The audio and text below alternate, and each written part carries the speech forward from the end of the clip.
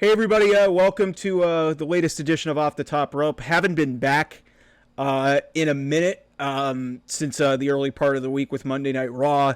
But obviously a big story in the wrestling space is the Tuesday Night War, I guess you want to call it. And man, this was not even competitive. NXT, 874,000 viewers. Down from 895 in their debut, but it held up pretty strong.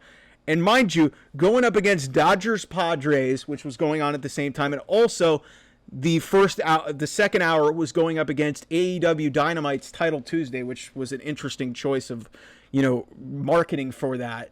And despite, Tony Khan and the roster's best efforts to say, hey, the show's on Tuesday, and just saying Tuesday all the time, Dynamite posts its lowest rating of all time, 329,000. I understand that there was a different time slot and everything, but there were ways to avoid this.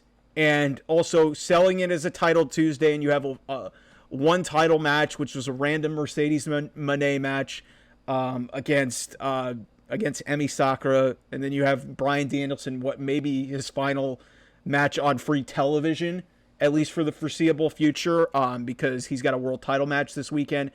But man, first of all, if you're AEW, I don't know why you're doing this again, going head-to-head against NXT. I told everybody that this was going to happen. I did not expect it to be this bad. But when I found out that they were starting an hour later, I was like, why are you doing that?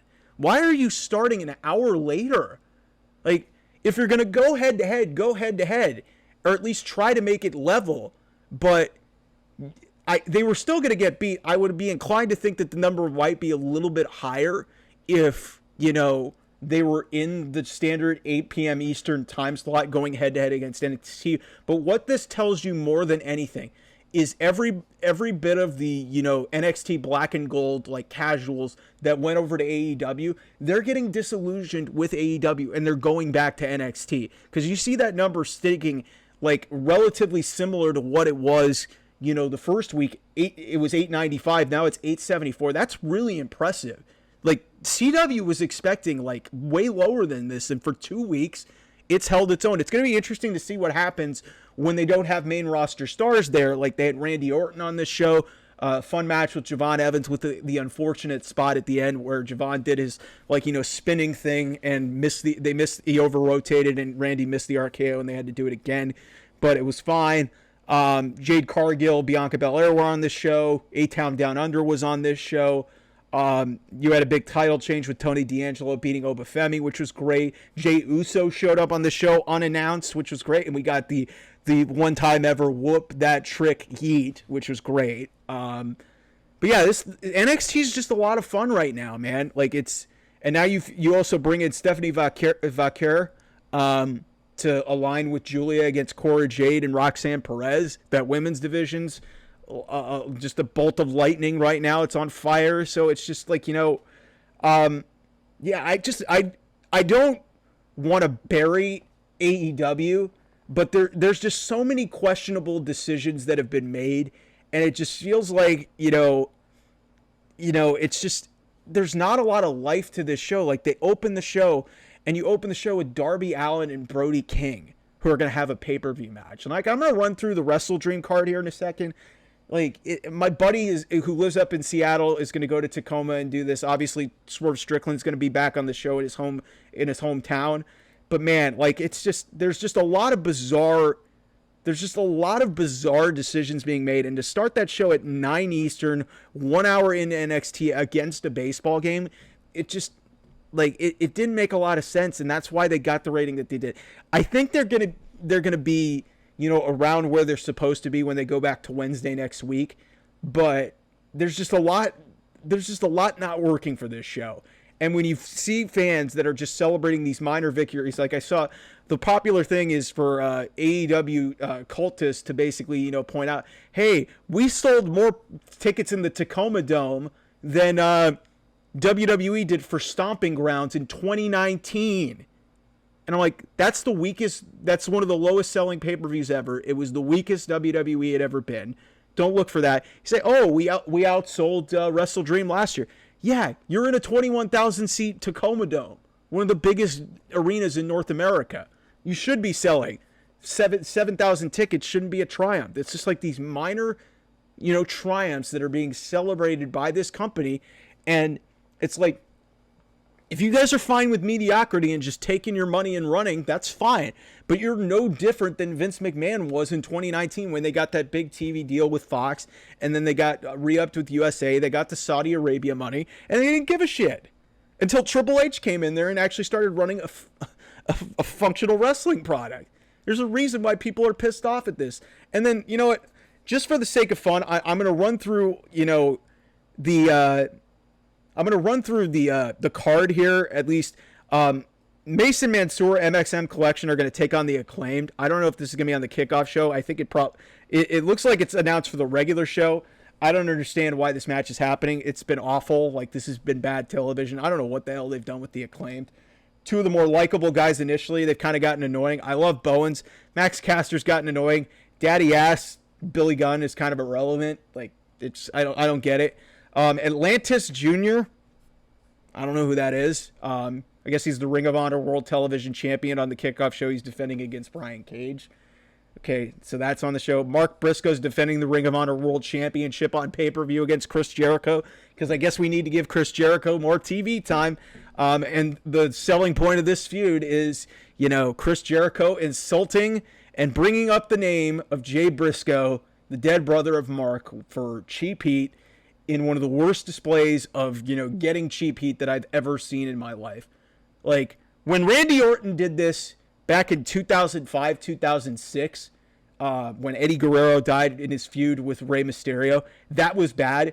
That was 17, 18 years ago, guys. Like, this was almost 2 decades ago. And Chris Jericho's doing it in 2024 against Mark Briscoe. It's just, I hate that Chris Jericho keeps getting these matches. I love Mark Briscoe to death. I don't know why that match is on the show. Darby Allin, it's great to see him in his home state of Washington being on a show, but Brody King, that's a pay-per-view match? Really? They faced each other multiple times. Jack Perry's defending against Katsuyori Shibata, the TNT Championship. Okay, I don't give a shit about Jack Perry. I like Katsuyori Shibata, but who cares? Will Ospreay versus Ricochet versus Konosuke Takeshita in a 3-way for the international title. This match will be admittedly awesome, but why did we need to sacrifice the dream match of Will Ospreay and Ricochet to get here? That's what I don't get. Maybe Takeshita gets the championship, and that can light a fire in this division, because maybe this is a way to get the title off of Ospreay.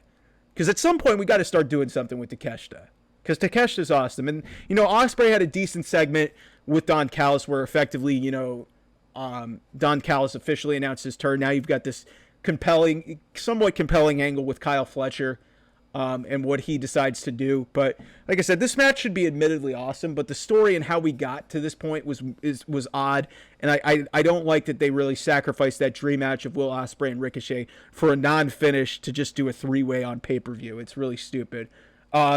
Young Bucks versus Private Party. We've done this match before. We're doing it for the tag team titles. The Young Bucks title reign has sucked. I don't expect Private Party to win, so that match is on pay-per-view. Okay.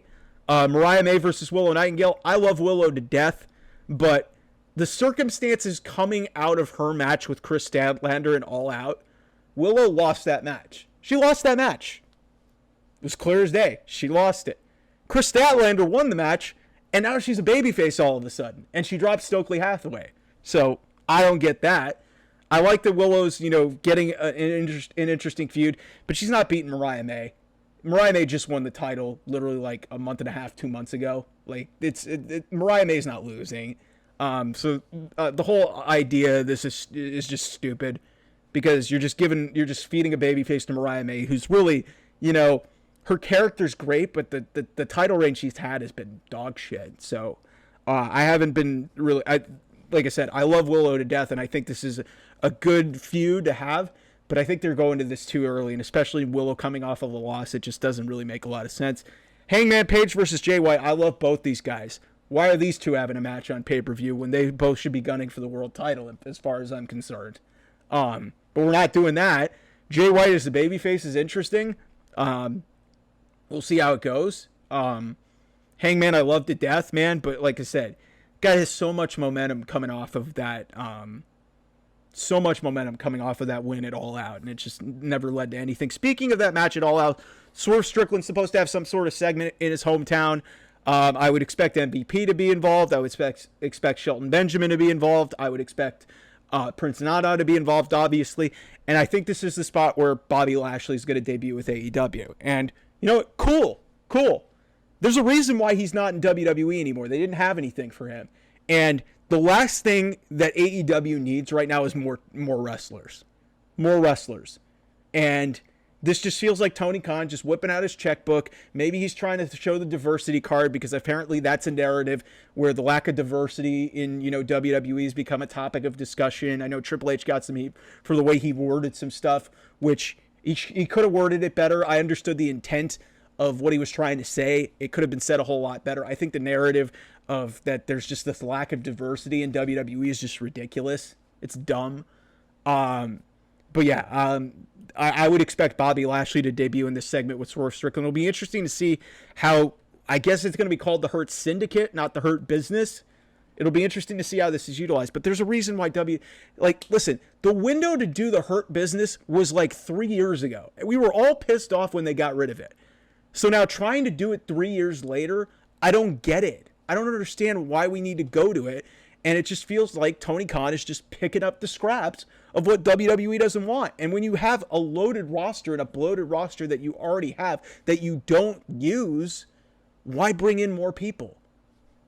Bobby Lashley's a good acquisition, but it's like you don't need him. You don't need him. So, Hologram versus the Beast Mortos in a 2 out of 3 falls match. Cool. It'll probably be admittedly fun. A lot of lucha flips and everything, but pay-per-view? Really?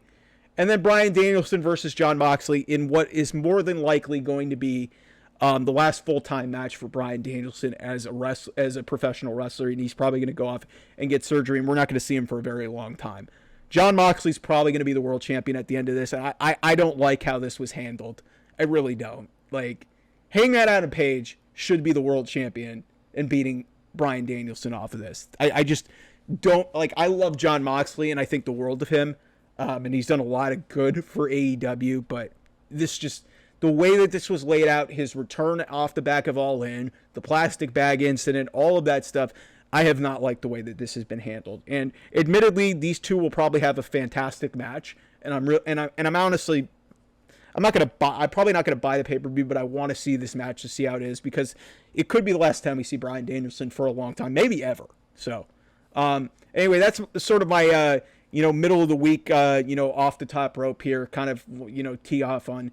I feel like I tee off an AEW like once a week, but yeah, there was just some weird stuff this week, and then this pay-per-view is coming up, and I'm looking at this, and I'm looking at it compared to Bad Blood. It's like you got 11 matches, including the kickoff show, including 0 hour, and WWE is 5, and it's like, it's just everything's so much more digestible. You don't need to jam 17 matches onto a card. So, anyway, we'll have more, and maybe a little bit of reaction depending on how the show goes over the weekend. Also, we'll have SmackDown content as well. Looking forward to talking about that. Maybe The Rock shows up. They're obviously going to have the Kevin Owens reaction. So, be an exciting off the top rope after SmackDown on Friday night. Thanks so much for watching and listening here. We'll talk to you guys real soon. Bye-bye.